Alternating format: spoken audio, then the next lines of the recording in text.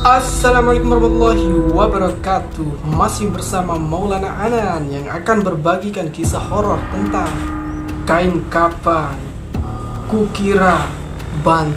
Ini narasumber kita, seorang laki-laki muda. Kita sebut saja Prekong. Ia berjalan pulang larut malam setelah menghadiri acara di rumah temannya. Di tengah malam perjalanan, ia melihat sebuah pasar malam yang sangat sunyi.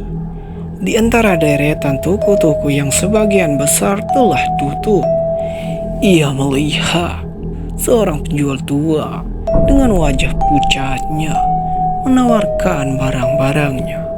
Pemuda itu mendekati penjual itu dan melihat sebuah gulungan kain yang tampak seperti kain bantal.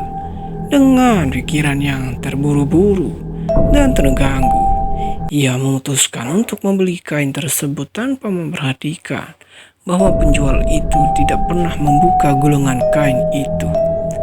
Ketika pemuda itu tiba-tiba di rumahnya, ia meletakkan kain itu di atas meja dan dengan cepat pergi tidur karena kelelahan.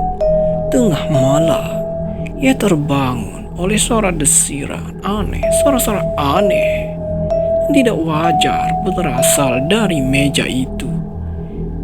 Kemudian ia bangkit dari tempat tidurnya dan melintas bawah kain yang ia kira kain bantal itu sebenarnya kain kapan yang diberkati oleh seorang dukun untuk memanggil roh jahat. Pemuda itu merasa ngeri ketika menyadari kesalahannya. Ia segera berusaha membuang kain itu, tetapi roh jahat sudah terlepas dan menghantui dirinya. Sontak saja sesosok besar muncul di hadapannya dengan muka yang rusak dan mata merah menghadap ke wajahnya. Seketika ia langsung terjerit ketakutan, tetapi ia berteriak tapi tidak bisa keluar suaranya. Ia ingin keluar dari rumahnya, tetapi kenapa kakinya terasa berat?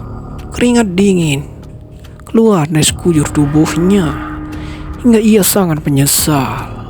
Saat ia ingin keluar, sesosok roh jahat menghalangi di pinggir pintunya.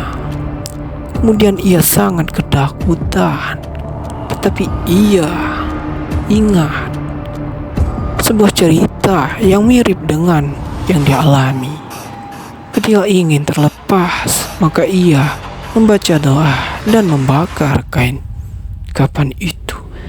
Kemudian ia mengambil korek di bawah mejanya dan dia sambil membaca doa, membaca ayat kursi yang dia hafal. Setelah ia membacakan ayat kursi, dia mulai tenang. Dan setelah itu ia membakar kain kapan itu. Dan sesosok tinggi yang berada di rumahnya itu yang menerornya menjerit kesakitan dan menghilang. Setelah pengalaman yang ia alami, tapi ia trauma dengan apa yang dialami.